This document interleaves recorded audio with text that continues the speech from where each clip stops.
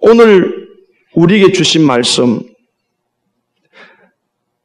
기도에 대해서입니다. 제가 지난주에 이런 설교를 했습니다. 목사님이 교회 부임에 갔는데 3년 내내 주일 낮 저녁 수요일 금요일 새벽기도 늘 사랑 설교만 했다고 그랬어요. 들으셨잖아요. 제가 지난 주일날 매일매일 제가 여러분에게 전하고 싶은 말씀이 바로 구원의 기쁨, 하나님의 자녀된 은혜를 누리는 삶이 되었어요. 제가 또 한 가지, 또 여러 가지 있는데 그 중에 또 하나가 오늘 이 기도, 날마다 여러분에게 늘 전하고 싶은 말씀이 기도하라는 겁니다. 기도해야 된다는 겁니다. 언제까지? 제가 볼 때는 3년을 더 해야 될 것 같아요. 솔직히 제 마음이 그렇습니다. 그래서 제가 이런 농담을 하죠. 제하고 이렇게 딱 얼굴 딱 마주칠 때 제 얼굴을 보면 우리 목사님 이마에 기도 이렇게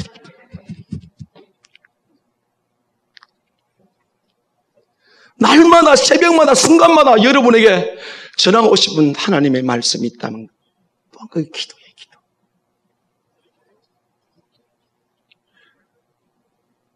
누가복음 18장에 예수님께서 기도를 설명하며 기도에 대해서 두 사람을 등장시키고 마지막 부분에 35절 이하는 예수님이 직접 만나서 그 기도를 들어주는 장면인데 세 사람이 등장이 되어져요.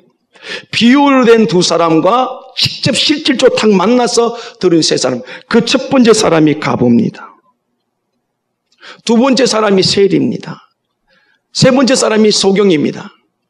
자, 이 세 사람은요, 그 당시의 형편을 찾아보면 가장 밑바닥의 사람이에요. 성경에 나타나는 구약이든 신약이든 가보라는 뜻은요, 가난할 대로 가난하고 무엇이 아무것도 없는 처절한 삶을 사는 거예요. 그 다음에 예수님 당시의 세리는 로마 정부하에서 세금을 거두들이는 일을 하다 보니까 자동적으로 자기 민족에게 학대할 수밖에 없다 보니까 공공의 직이 바로 세리입니다. 세리만 등장하면 사람 취급 안 했어요. 짐승까지 취급해서 가까이 가지를 않았어요. 또 한 사람은 소경입니다. 다른 복음서에서는 바디메로라고 그랬어요. 소경인데다가 또 뭐라고 그랬어요? 거지라고 그랬어요. 이것만큼 더 처절한 사람이 있을까요? 이 소경은 평생 소경으로 살아가야 합니다. 자기 힘으로 못 살아갑니다. 끊임없이 구걸해야 될 사람입니다. 오늘 이 아침에 이 가부처럼 세리처럼 눈먼 소경은 이렇게 처절한 형편의 사람이 여기 있습니까? 왜 주님이 극단적인 사람들을 등장시켰을까요? 누가 기도해야 되는가를 질문을 우리에게 던지고 있습니다. 여러분 생각에 누가 기도해야 된다고 생각합니까? 목사님이 기도하고 장로님들이 기도해야 된다고 생각해요? 성경은 그렇게 말하지 않아요. 이 세 사람의 경우를 다 들춰내보면 인생에 부족한 것이 너무너무 많아. 여러분의 인생에 부족함이 없습니까? 누가 기도해야 된다고요? 내 힘으로 할 수 없는 한계상을 너무너무 많이 겪고 있는 거예요. 자기가 가부되고 싶어 가부됐나요? 세리가 되고 싶어 공공의 적이 되고 싶어 제가 세리가 됐나요? 내가 소경이 되고 싶어서 소경이 됐나요? 아니잖아요. 오늘 예수님께서 이 18장에서 등장시킨 이 세 사람, 누가 하나님 앞에 기도할 것이냐? 자기가 너무 부족하다고 생각하는 사람. 조금 전에 우리 이런 찬양을 드렸습니다. 주여, 우린 연약합니다. 오늘도 힘겨워합니다. 주 뜻 이루어 살기 우리는 너무 부족합니다. 여러분 연약하지 않아요? 부족하지 않아요? 모자라지 않아요? 그걸 아는 사람은 오늘 뭐 한다? 하나님께 기도한다.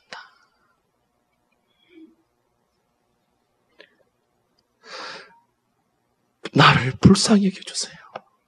여러분 하나님으로부터 불쌍히 여기함을 받아야 일들이 없어요? 제가 볼 때는 저나 여러분이나 하나님이 불쌍히 여겨줘야 할 것들이 너무 많아요. 아멘? 인생 누가 장담할 수 있습니까? 여러분이 공부를 많이 했다고요? 돈을 많이 가졌다고요? 그게 언제 내 것입니까? 성경은 내 것 아니라고 그랬어요. 빈손으로 갔다 빈손으로 인생이라고 그랬어요. 내일 일을 자랑하지 말라고 그랬어요. 그러니까 이게 염려 걱정이 되는 것이 아니라 하나님이 나를 도와주지 않으면 안 됩니다. 이 사람이 뭐 할까요? 그 사람이 기도하는 거예요. 오늘 이 과부 세일이 그 다음에 이 소경이 그런 사람이에요. 우리 솔직히 탁 까놓고 한번 얘기해 봅시다. 우리 자녀들 미래 우리 감당할 수 있어요? 장담할 수 있어요? 부족함을 안 느낍니까?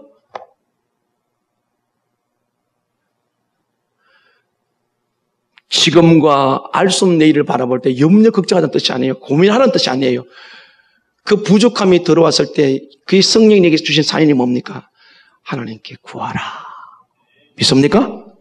그걸 지금 오늘 우리 주님께서 우리에게 말씀을 해주고 있다는 사실입니다. 부족함 자체가 문제가 아니에요. 그 부족함을 어떻게 처리하냐 문제예요. 이 가문은 정말 너무너무 억울해요. 세일이도 도저히 벗어날 길이 없어요. 소경 바디움에도 자기의 인생의 근본적인 문제, 선천적 문제 해결할 수 없어요. 이 부족한 자체가 문제가 아니라 이 문제를 들고 주님 앞에 나왔다는 사실이 중요한 줄로 믿습니다. 우리가 인생을 살아가면서 얼마나 많은 문제를 부딪힙니까? 지금 괜찮다고 괜찮은 게 아니잖아요. 언제 우리 땅이 우리 인생을 부를지 모르지만 그러나 우리는 우리 시대도 끝나면 안 돼요. 우리 다음 세대가 있잖아요. 그걸 생각하면 생각할수록 염려 걱정 대신에 어제와 오늘과 내일 알파요 오메가이신 시작이요 마침인 하나님께 우리는 기도할 수밖에 없는 줄로 믿습니다. 기도해야 될 이유. 누가 기도한다고요? 부족합니다. 모자랍니다. 우리 학생들, 청년들 모자람이 있어요, 없어요? 많죠? 그냥 세월을 보낸다고 해결되는 거 아니에요. 야고보서 1장 5절에 하나님께서 이렇게 말하면 지혜를 구하라. 꾸짖지 않고 후히 주신다 그랬어요. 성경은 다 약속하고 있어요. 내게 구하라 그랬어요. 기도를 안 한다는 것은 내가 부족함이 없다는 거잖아요. 나는 할 수 있다는 뜻이잖아요. 성경이 그렇게 보여주고 있잖아요. 이 사람들은 도저히 자기 힘으로 인생을 못 살아가는 거예요. 그래 하나님 구한다는 거잖아요. 저는 기도하면 할수록 더 많은 부족함을 느낍니다. 제가 세상을 지나가면 더 많이 느껴요. 우리 교회가 그렇잖아요. 연세에 들수록 더 오래 앉아있고 더 간절히 기도해요. 왜요? 인생을 살아보니까 이 부족함을 누구만 채워줄 수 있다? 하나님 채워줄 수 있다. 저는요, 우리 아이들이 어릴 때부터 뱃속에서부터 자라는 과정 속에서 늘 기도의 자리에 있으면 좋겠어요. 사무엘처럼 어릴 때부터 성전에 자랐으면 좋겠습니다. 그리하면 그가 모든 인생을 주님께 맡기고 하나님께서 능력 주셔서 하나님 나라 위에 필요한 하나님의 사람이 될 줄은 믿습니다. 여러분이 이렇게 말하죠. 오늘 제 설교를 들으면서 이렇게 말해요. 목사님 죽을 때 내가 기도할게요. 할 일 없을 때 기도할게요. 이런 사람 참 많아요. 어디 가면? 대전 가면. 절대로 미루지 말아야 할 것이 바로 기도인 줄 믿습니다. 우리 삶의 뒤로 미루지 말아야 있는 기도인데 오늘 누가 기도한다고요? 부족한 것 많았어. 모자람이 많았어. 하나님으로부터 불쌍히 여김을 받아야 할 것이 많았어. 우리 인생의 약한 부분이 투성이잖아요. 만약에 우리가 부족함이 없다면 그건 하나님이에요. 아니면 그건 짐승이든지. 짐승은요, 배만 부르면 더 이상 안 가져와요. 사람은 배가 불러도 차고 넘쳐 계속 가져와요. 끊임없이 부족함을 느끼게 돼 있어요. 내가 부족함이나 내가 긍휼함이 필요하지 않다면 그건 하나님이든지 짐승이 둘 중에 하나예요. 사람은 하나님의 형상을 지닌 사람은 하나님을 떠나면 거리가 머면 멀수록 나는 부족하거나 나는 모자라거나 하나님 나를 도와줘야 됩니다. 그래서 하나님의 무릎을 꿇을 수밖에 없는 줄로 믿습니다. 여러분이 하나님이요 짐승이요. 우리는 부족할 수밖에 없다니까요. 짐승이 기도하는 거 보셨어요? 마음이 강팍해졌어. 그 다음에 두 번째, 예수님께서 이 기도를 통해 주신 세 분을 통해 세 사람을 통해 주신 교훈이 뭐냐면, 그러면 이렇게 부족함을 느끼고 모자람을 느끼고 한계를 느끼고 나는 도저히 안 된다 하고, 물론 여러분이 많이 풍성할지라도 주님 이건 내 것 아니잖아요. 제가 잘 관리할 수 있도록 도와주셔야 돼요. 그럼 누가 기도하냐? 이런 사람이 기도하는데 그럼 어떻게 기도해야 될 것이냐? 부족하다고 다 되는 건 아니잖아요. 어떻게 기도할 그걸 또 주님이 가르치고 주고 있어요. 그러니까 첫 번째 가부에게 주님이 이렇게 말합니다. 가부의 이야기를 하기 전에 항상 기도하되 낙심하지 말아라. 그걸 비유해서 가부가 불의한 재판장에게 자기 필요를 구해서 응답받는 내용인데, 기도하다 보면 낭망할 때가 있다는 거예요. 낙심할 때가 있다는 거예요. 그래서 주님 부탁이 뭡니까? 기도하되 낭망하지 마라. 근데 이 가부의 비유를 통해서 주님이 교훈하고 싶은 게 뭐냐면, 낭망하지 말아야 될 것을 말씀하면서 끝까지 인내하라. 믿습니까? 어떻게 기도하라고요? 끝까지 기도하라. 자, 솔직해지십시다. 여러분 기도하다 중도에 포기한 것이 많다 1번, 적다 2번. 여러분 지금 한번 주변을 보면 쓰레기에 버려진 기도하다 만 것이 얼마나 많은지. 포기하면 안 돼요. 어떻게 기도할 것인가? 낭망하지 말아라. 불의한 재판은 도저히 안 들어줄 그 사람이 날마다 찬양 기록 들어주더라. 그걸 비유하면서 뭐라요? 기도하되 절대로 포기하지 말아라. 믿습니까? 오늘 여러분이 다 흩어버린 것, 팽개친 것, 쓰레기통에 들어가 있는 기도 제목, 꼭 필요한 기도 제목 다시 찾아내요. 다시 붙들고 기도할 수 있기를 주님의 이름으로 간절히 소원합니다. 틀림없이 많아요. 저도 너무너무 많아요. 이걸 이 가부를 통해서, 가부의 비유를 통해서 절대로 포기하지 말아라. 낙심하지 말아라. 어떤 한계 상황이 오더라도 끝까지 기도해라. 그 다음에 또 한 가지가 뭐냐면, 이 가부의 기도를 통해서, 그 가부의 요청을 통해서 확신입니다. 반드시 저 사람은 내 문제를 해결해 줄 것이다. 여러분, 우리가 기도할 때 어떻게 기도해야 된다고? 하나님 반드시 나의 기도 들어주신다. 할렐루야. 할렐루야.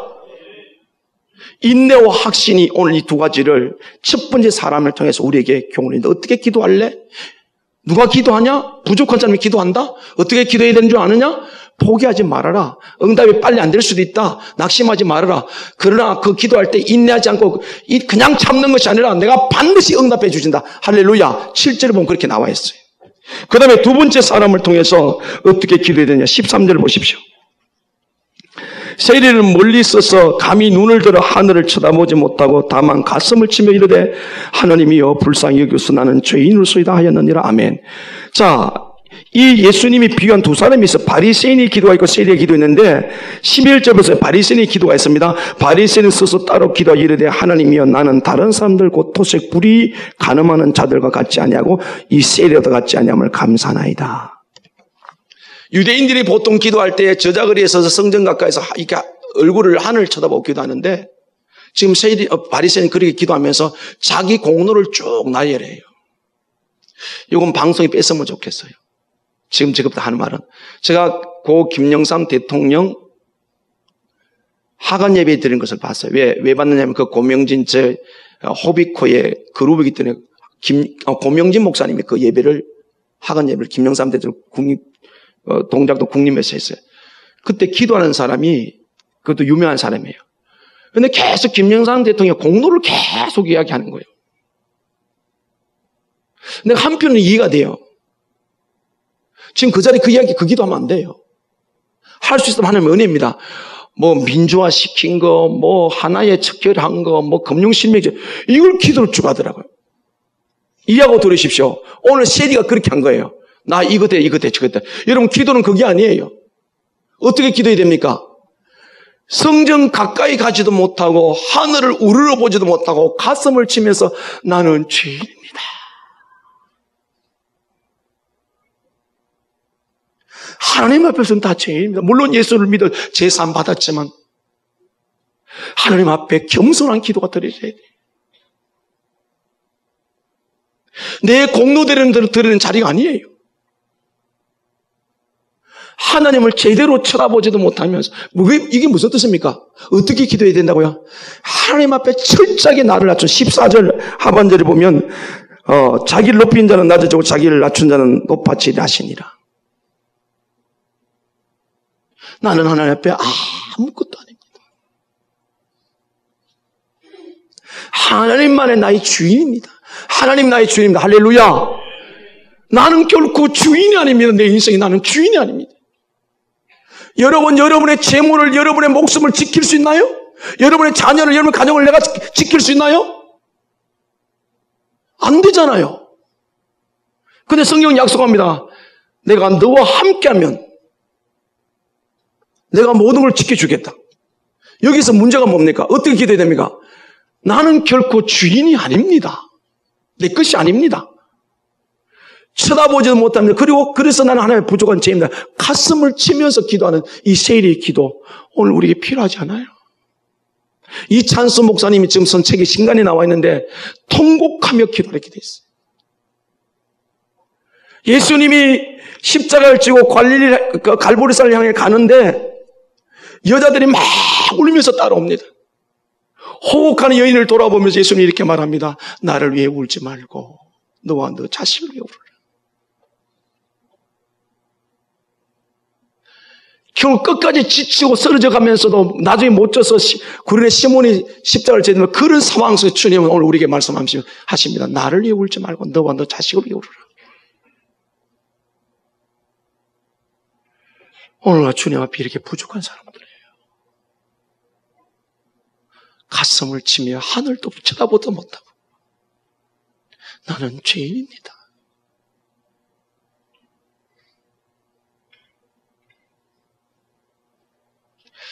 우리의 본질적인 문제가 뭡니까? 나는 결코 인생의 주인이 아니에요.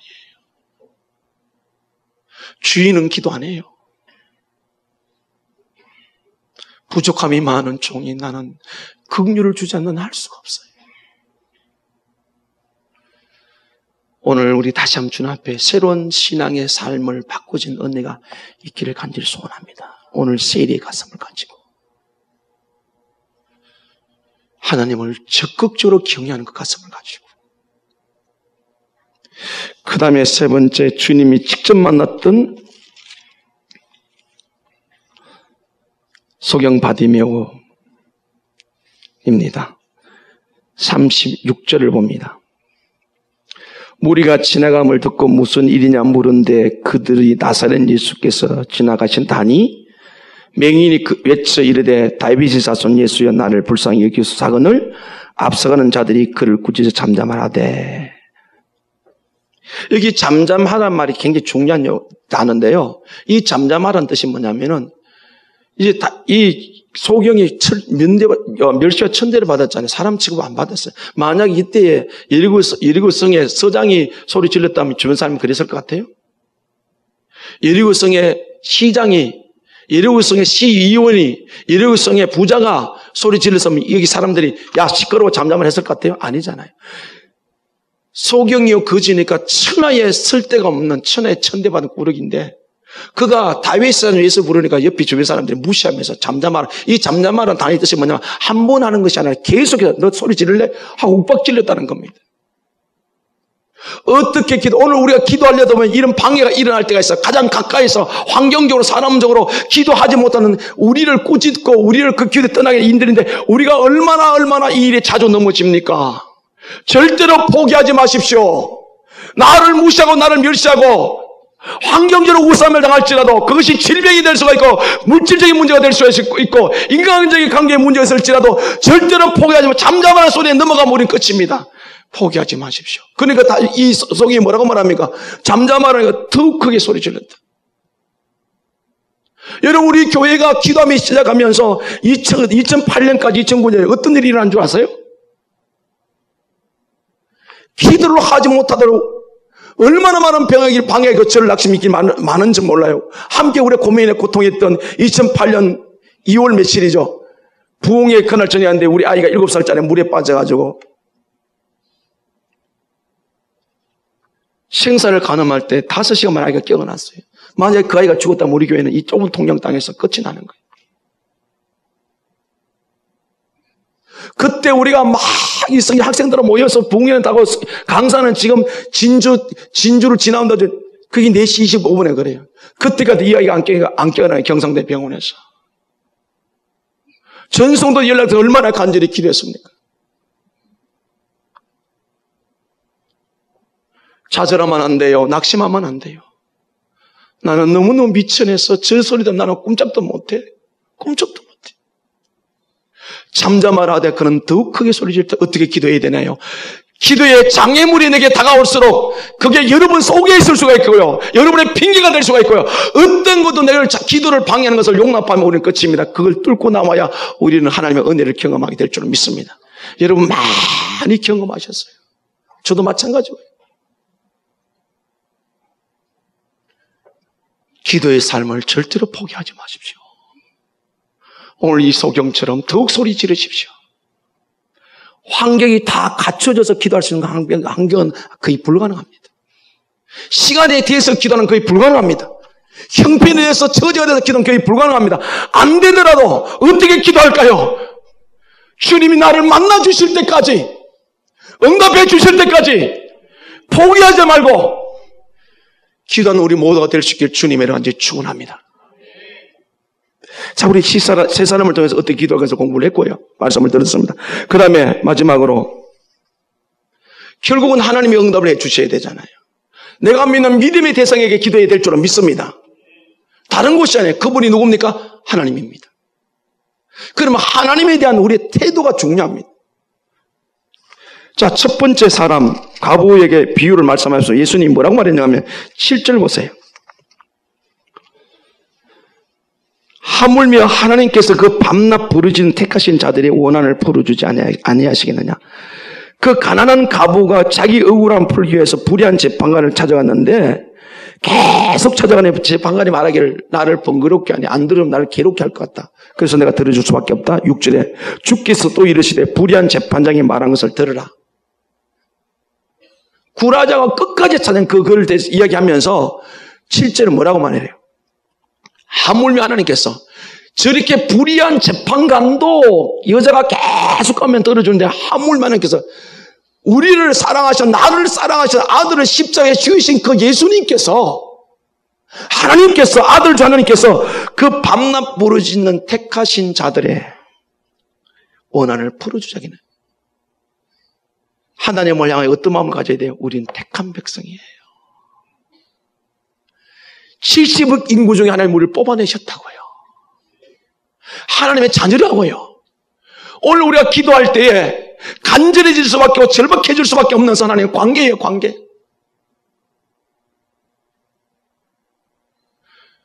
정지은이가 나를 찾아왔어요. 몰라. 근데 내보고 돈 달라면 주겠어요?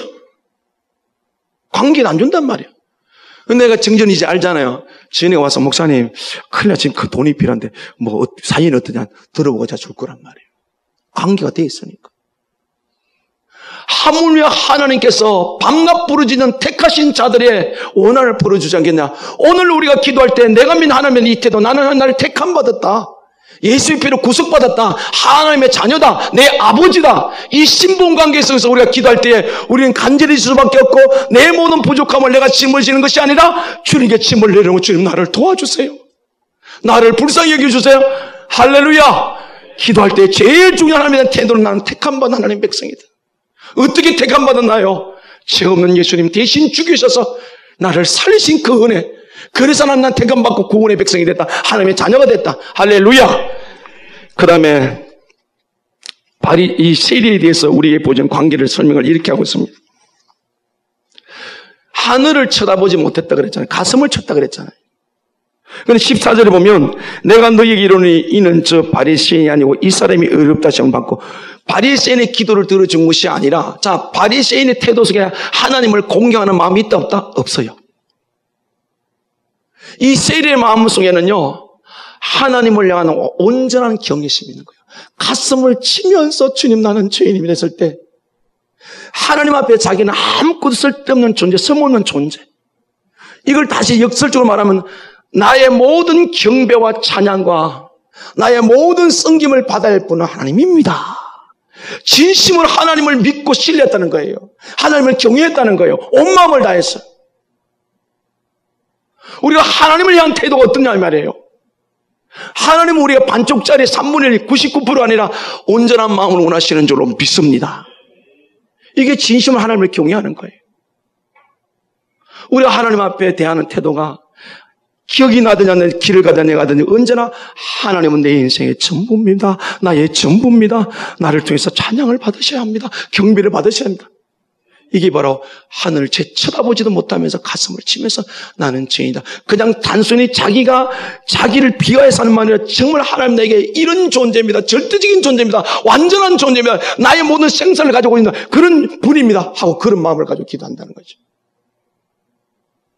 그 다음에 세 번째, 오늘 본문의 마지막 나타났던 맹인 본문을 봅니다. 35절 봐봐요. 여리고를 가까이 가셨을 때 한 맹인이 길가에 앉아 구걸하다가 무리가 지나감을 듣고 이 무슨 일이냐고 물은데 그들이 나사렛 예수께서 지나가신다 하니 38절 같이 읽어요. 시작. 맹인이 외치 이르되 다윗의 자손 예수여 나를 불쌍히 여기소서 하거늘 아멘. 이런 모습 절대 다수의 사람들이 예수님을 가리켜 나사렛 예수라고 그랬어요. 이 나사렛 예수는 지명입니다. 예수님이 베들레헴에 태어났지만 애굽으로 피난 갔다가 그 아버지 요셉의 고향이 나사렛에서 자라나요. 그래서 나사렛 예수라는 말은 지명을 통해서 그 당시 항상 성경은 지명을 통해서 이름을 많이 불러요. 그런데 이 소경은 뭐라고 말합니까? 다윗의 자손 예수라 불러요. 많은 사람들은 예수를 인간적으로만 본 건데 지금 이 소경은 예수를 어떻게 부르냐? 다윗의 자손 예수, 이 말은 예수님은 구세주입니다. 메시아라는 뜻이에요. 예수님은 누구다? 하나님의 신이라는 거예요. 신적 권위를 부여한 거예요. 예수님은 구세주입니다. 구원자입니다. 하나님이십니다. 오늘 우리가 하나님께 하나님의 절대 권리를, 권세를 부여하고 오늘 이 소경처럼 나사렛 예수라는 말을 듣지 않고 그도 전해 들은 이야기예요. 그럼 역사적으로 하나님께 계속 선지자를 통해서 말합니다. 다윗의 후손을 통해서 인류 구원할 구세자가 올 것이다. 그는 비록 보지 못했지만 세상적으로 전했지만 예수님에 대한 그의 심령의 태도는 뭡니까? 당신은 구세주입니다. 구원자입니다. 아멘? 오늘 우리가 무엇보다 중요한 것은 하나님은 나를 죄와 사망에서 구원한 구원자라는 뜻이에요. 다윗의 자손 예수라는 거예요. 또 방언을 소리지지 말라 했더니 19절에 보세요. 39절에 보세요. 앞서가는 자들이 그를 꾸짖지 잠잠을 하되 그가 더욱 크게 소리질러 다윗의 자손이여 나를 불쌍히 여기소서 하는지라. 아멘. 이 말이 결국 이렇게 의역하면서 하나님이여 나를 불쌍히 여기소서. 나를 구원하신 하나님이여, 인류를 죄와 사망에서 구원할 메시아여, 구세주여 나를 불쌍히 여기소서. 할렐루야. 오늘 우리가 하나님에 대한 믿음의 태도가, 하나님에 대한 지식의 태도가 너무나 중요하다. 택한 자들입니다. 나를 통해서 온전히 경배받아야 할 분입니다. 그리고 나를 구원하신 메시아입니다. 이런 하나님과 관계에 대해 있을 때 삶에 부족한 것이 많지만 그 부족한 걸 바라보지 않고 이걸 해결하시는, 도와주시는, 풀어주시는, 불쌍히 여기시는 주님께 온 마음을 다해 가슴을 치면서 응답해 주실 때까지 어떠한 방해가 있더라도 기도하여 하나님의 은혜를 입는 사람으로 살게 될 줄로 믿습니다. 주여 나를 불쌍히 여기소서. 기도합니다.